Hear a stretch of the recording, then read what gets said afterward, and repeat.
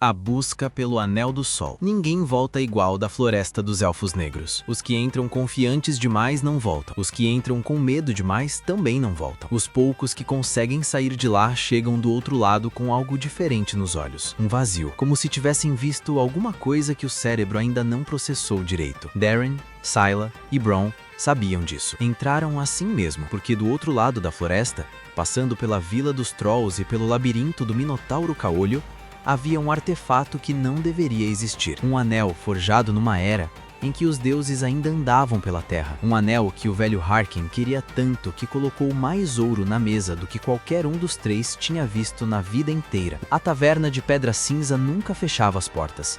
Não porque o dono fosse generoso, mas porque os desesperados não têm hora certa para aparecer. Era tarde da noite quando Darren jogou o mapa em cima da mesa. Ele era um mercenário, de uns 30 e poucos anos, com uma cicatriz que cruzava o queixo e os olhos de quem já viu coisas demais para ainda se importar com muita coisa. Do seu lado, Sayla enrolava os dedos em torno de uma caneca de cerveja sem beber. Ela era uma arqueira, a mais silenciosa das três, mas quando falava, todo mundo parava para ouvir. E o terceiro, Bronn, estava de costas para os dois, de olho na porta. Ele era grande, tinha ombros que pareciam uma parede e carregava um martelo que outro homem nem conseguiria levantar do chão. Bronn não confiava em lugares com muita gente, nem em lugares com pouca gente. Na verdade, Bronn não confiava em muita coisa. O mapa mostrava um anel, o Anel do Sol. Ninguém sabia ao certo o que ele fazia. Alguns diziam que quem o usasse poderia comandar a luz do dia, invocar chamas do céu, tornar qualquer exército invencível. Outros diziam que era apenas uma lenda,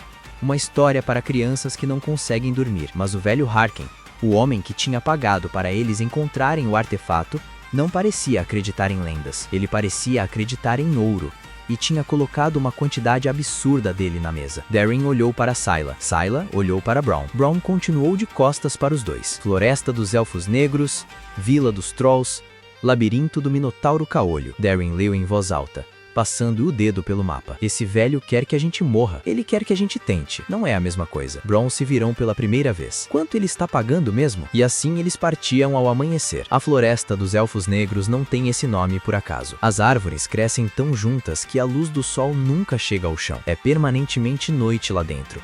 E os elfos que vivem naquele lugar não são os elfos que aparecem nos contos de fadas, com cabelos dourados e sorrisos gentis.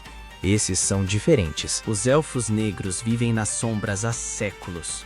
Foram expulsos de suas terras originais muito tempo atrás, por razões que ninguém recorda direito, ou que ninguém quer admitir. E quando você passa gerações inteiras na escuridão, você muda, por dentro e por fora. Os três aventureiros entraram na floresta ao meio-dia, mas pareceu que era meia-noite. Sayla tirou uma tocha do pacote, mas Darren a deteve com a mão. Luz aqui é como gritar: estamos aqui, para todo mundo que quiser nos matar. Andar no escuro também não é exatamente seguro, ela respondeu. Mais silencioso, pelo menos. Bronn não disse nada. Estava ouvindo, e foi isso que o salvou. Um som, quase imperceptível. Um farfalhar de folhas que não combinava com o vento, porque não havia vento. Bronn levantou o martelo antes de qualquer um deles perceber o perigo. A flecha veio de cima. Ele a desviou com o cabo do martelo como se fosse um graveto. Corram, ele disse. Eles correram. Os elfos negros não gritam quando atacam, não berram, não avisam. Eles simplesmente aparecem, como sombras que ganham forma e desaparecem antes que você possa reagir. Darren sentiu uma faca passar tão perto do rosto que cortou um fio de cabelo. Sayla rolou pelo chão e disparou uma flecha no escuro, no puro instinto, e ouviu um gemido lá em cima, nos galhos. Bronn abriu caminho na frente usando o corpo como um ariete humano. Eles correram por quase uma hora antes de finalmente ver a linha de árvores se abrir. Quando saíram do outro lado, todos os três caíram no chão, ofegantes. Darren olhou para o próprio braço. Tinha um corte fino, quase cirúrgico, que ele nem tinha sentido durante a fuga. Que tipo de criatura faz um corte assim sem a pessoa perceber? O tipo que não quer que você saiba que está sangrando até você desmaiar, Sayla disse. Bronn arrancou um pedaço da própria camisa e amarrou no braço de Darren, sem dizer nada. Eles ficaram ali por um tempo, respirando, olhando para a floresta que tinham acabado de atravessar e percebendo que ainda havia 2 etapas pela frente. A Vila dos Trolls fica num vale entre 2 colinas. De longe parece quase normal. Tem casas, tem ruas, tem fumaça saindo de chaminés. Se você entrecerrar os olhos e tiver imaginação suficiente, até pode parecer acolhedora, mas os Trolls não são pequenos. A menor casa do vilarejo tinha portas com quase 3 metros de altura.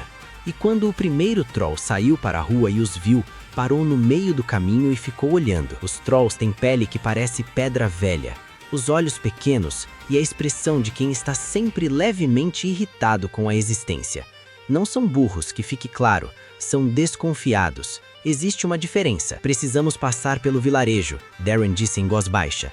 O caminho no mapa passa pelo centro. Ótima notícia, porque esses caras parecem adorar visitas. O Troll na rua continuava os encarando. Depois chamou outro. Depois, outro.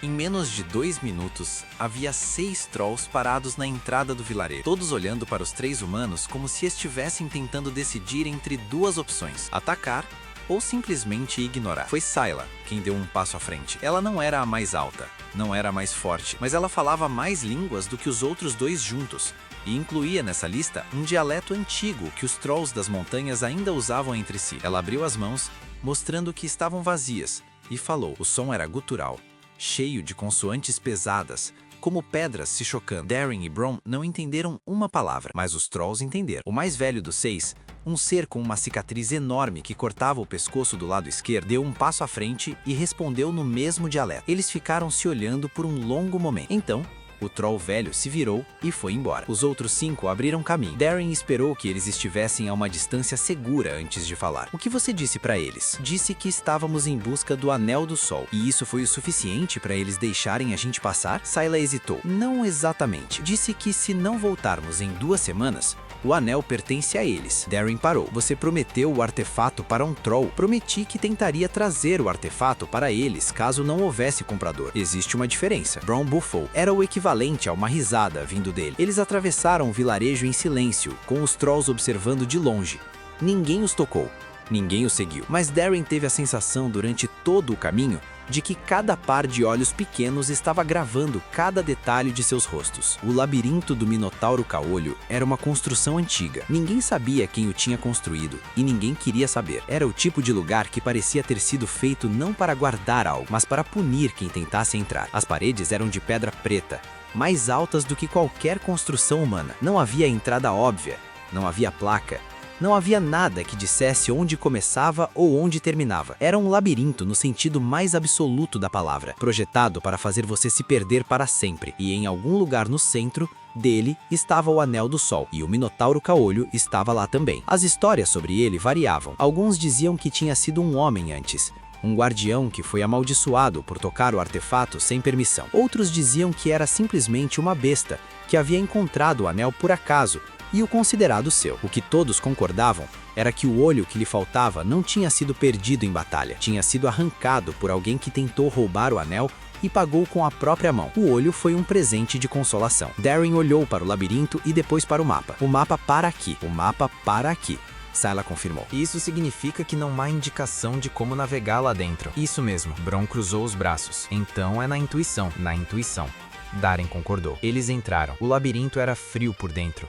Não um frio de altitude ou de inverno, um frio que parecia vir das paredes, como se a pedra estivesse viva e estivesse respirando o ar gelado. Cada corredor parecia idêntico ao anterior. Darren começou a fazer marcas nas paredes com a faca, pequenos cortes, para não repetirem o mesmo caminho. Scylla contava os passos em voz baixa. Bron ficava sempre no meio dos dois. Por 40 minutos, não ouviram nada além dos próprios passos. Então, ouviram a respiração. Era um som baixo, ritmado, como um animal grande dormindo, mas estava ficando mais alto, mais próximo. Darren fez um gesto silencioso. Os 3 encostaram nas paredes. O Minotauro Caolho era maior do que qualquer um deles imaginava. Cabeça de touro, corpo de homem, mas um homem que parecia feito de músculo sólido do pescoço aos pés. O olho que faltava era uma cavidade escura no rosto. O olho que sobrava brilhava num amarelo opaco, como uma lanterna com pouco combustível. Ele carregava correntes nos pulsos.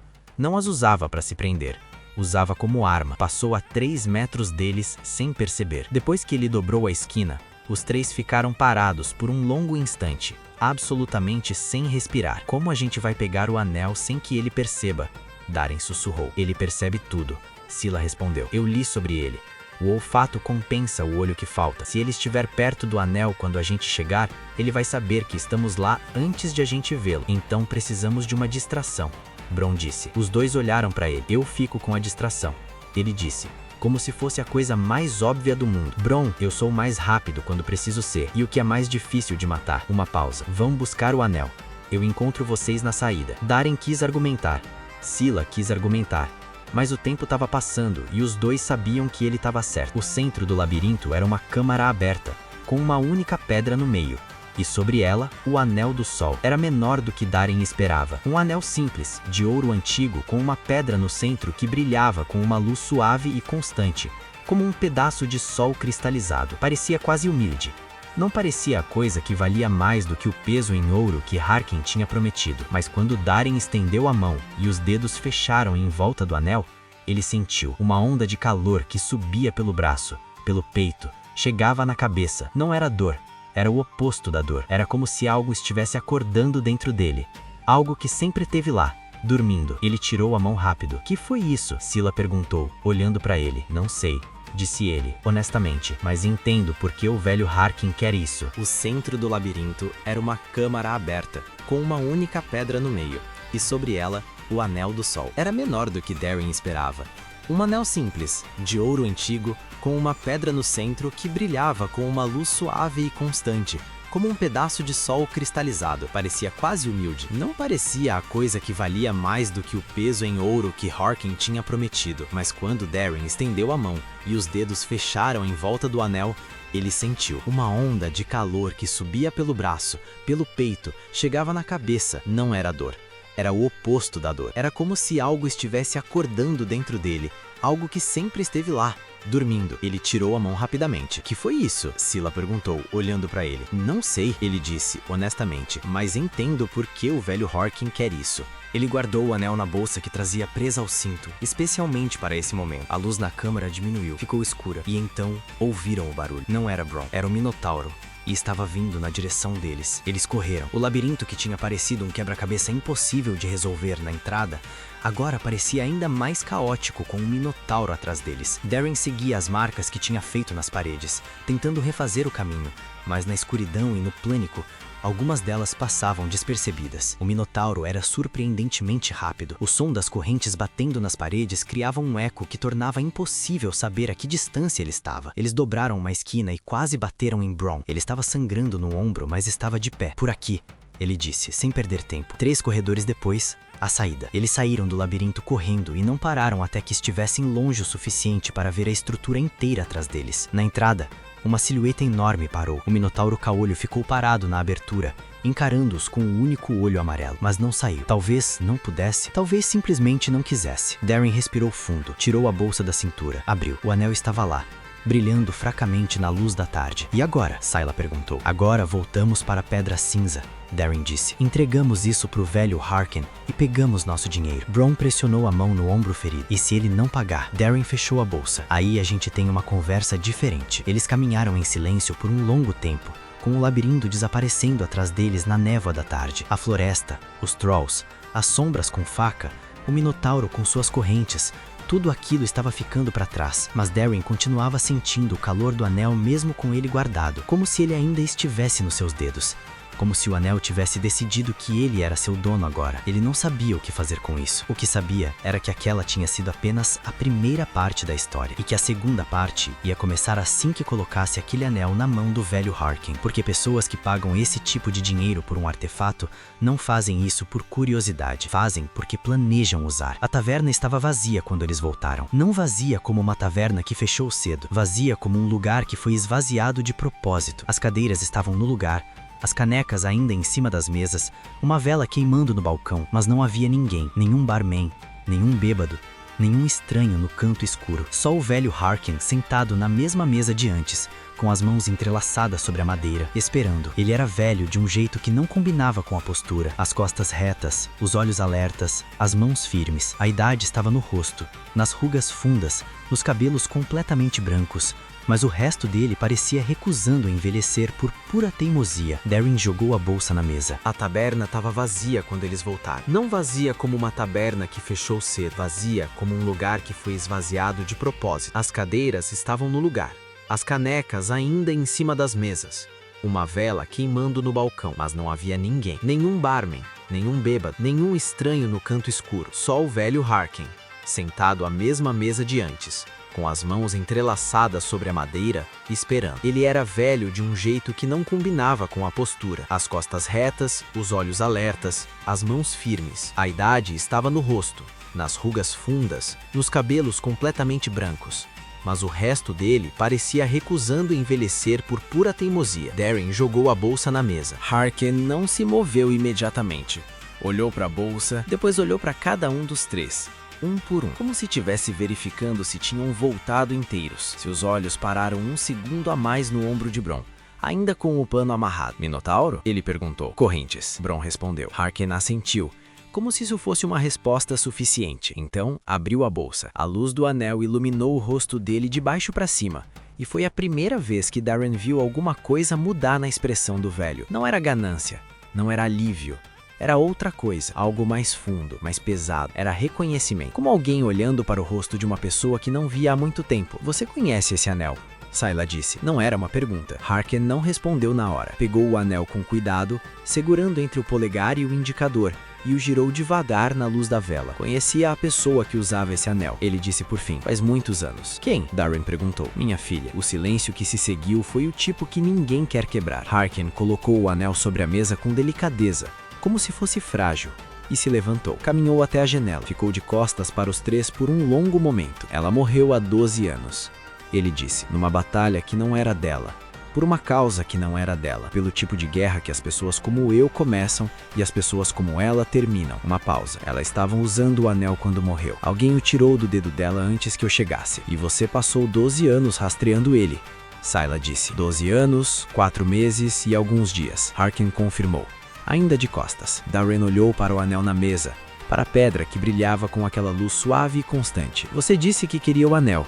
Não disse para quê, porque vocês não teriam aceitado o trabalho se eu tivesse dito. O que você vai fazer com ele? O velho olhou para o anel por um longo instante. Depois olhou para Darren. O Anel do Sol não foi forjado para dominar reinos. Não foi feito para abrir portais ou invocar exércitos. Harkin caminhou de volta para a mesa. Foi feito por um artesão que perdeu a esposa, que não aceitou a perda, que passou o resto da vida tentando criar algo capaz de desfazer o que a morte faz. Não é possível desfazer o que a morte faz. Bron disse. Não normalmente. Harkin concordou. Mas esse anel não é normal. Eles deveriam ter saído naquele momento. Pegar o dinheiro, agradecer, ir embora. Era o que faziam sempre. Entrar, executar, sair. Sem perguntas, sem envolvimento, sem ficar para ver o que acontecia depois. Mas nenhum dos três saiu. Talvez fosse curiosidade. Talvez fosse o fato de que Harkin tinha os olhos de alguém que não estava completamente certo do que estava prestes a fazer. E isso tornava impossível simplesmente virar as costas. Ele os levou para fora da cidade, por um caminho que subia a colina atrás de Pedra Cinza. O céu estava começando a escurecer. As primeiras estrelas aparecendo no horizonte. O vento era frio, mas não cortante. Era uma noite que parecia ter sido feita para ficar dentro de casa. No topo da colina havia uma lápide, simples, de pedra cinza, sem ornamentos. O nome estava gravado fundo na pedra. Lena Harkin. Abaixo do nome, uma única linha. Viveu como quis, morreu como não devia. O velho parou na frente da lápide por um longo momento. Depois abaixou. Colocou o anel na terra, diretamente sobre a pedra. O que aconteceu em seguida, Darren nunca conseguiu descrever direito para ninguém. Não foi uma explosão. Não foi trovão ou raios ou nenhuma daquelas coisas que as histórias de magia costumam prometer. Foi algo mais quieto, mais estranho. O anel começou a brilhar, devagar no começo, como uma brasa que alguém sopra de leve, depois mais forte. A pedra dourada no centro do anel pulsou uma vez, 2 vezes, 3 vezes. Cada pulso mais longo que o anterior, e então a luz subiu, não para o céu, para baixo, desceu pela terra, seguiu pela pedra da lápide, sumiu no chão. Harkin ficou parado, com os joelhos na terra, a cabeça abaixada. Por um longo instante nada aconteceu, e então o anel sumiu. Não apagou, não foi pego por ninguém. Simplesmente deixou de estar ali, como se o chão tivesse decidido engoli-lo. Daren deu um passo à frente. Scylla o segurou pelo braço. Harkin ficou parado por mais um tempo. Quando finalmente se levantou e se virou, o rosto dele era diferente, não mais jovem, não diferente de um jeito que você pudesse apontar e dizer exatamente o que mudou, mas diferente, mais leve, talvez. O que aconteceu? Daren perguntou. Harkin olhou para a lápide uma última vez. Ela foi para onde deveria ter ido, ele disse, há 12 anos. E o anel foi com ela. Ele passou pelos 3 aventureiros sem mais uma palavra e desceu a colina de volta para a Pedra Cinza. Os 3 ficaram ali por um momento olhando para a lápide, para o chão onde o anel tinha estado, para o espaço vazio que alguma coisa importante tinha deixado para trás. Bronn foi o primeiro a falar. E era raro que Bronn falasse primeiro em qualquer coisa. Isso foi o bem ou o mal? Nenhum dos dois respondeu, porque nenhum dos dois sabia. E talvez essa fosse a única resposta honesta que existia. Se inscreve no canal para não perder a próxima história. E talvez essa fosse a única resposta honesta que existia. Se inscreve no canal para não perder a próxima história.